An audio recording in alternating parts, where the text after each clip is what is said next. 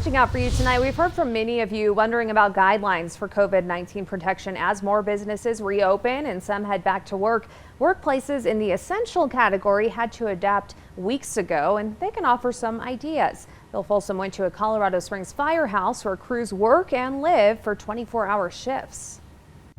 A dispatch sends Station 14 firefighters to a hot zone, not a fire that calls a gas leak. Hot zone is now the designation for areas with higher potential risk for exposure to COVID-19.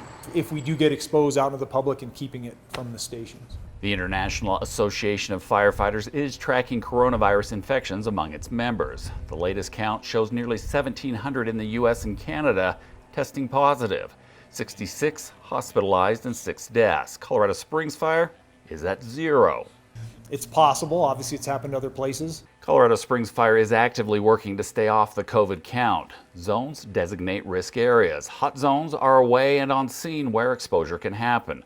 The warm zone is in the apparatus and equipment areas. It's the place where a lot of sanitizing happens. Crews disinfect fire trucks and equipment every morning at shift change. Working gear stays in the bay. We're trying not to go from call to apparatus to station without cleaning our boots. We're changing out of our clothes. Boots get swapped for living quarter station shoes. In common areas, masks are at the ready. Seating areas now have added space. Dishes get done a little differently. And there are steps to avoid possibly taking any work-related exposure home. I launder my clothes, shower, change before I go home. Always have my whole career. A long list of COVID-19 do's and don'ts for prevention now available for all firefighters to see in practice. Most of the rules are mandatory, but they are also self-policing. One that is not is taking temperature twice a day.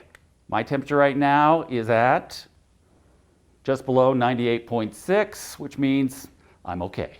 It's watching for symptoms. There are extra protocols. Prevention also adding peace of mind. A note on the protocol list frankly states it's weird. It remains true even after doing this for weeks now. It was odd when we started, and yeah, it does feel odd. It also seems to be working. We've put the list on KOAA.com for anyone to see. Fire bosses are happy to share to hopefully help others create a better COVID risk reduction plan. Watching out for you, Southern Colorado, Bill Folsom, News 5.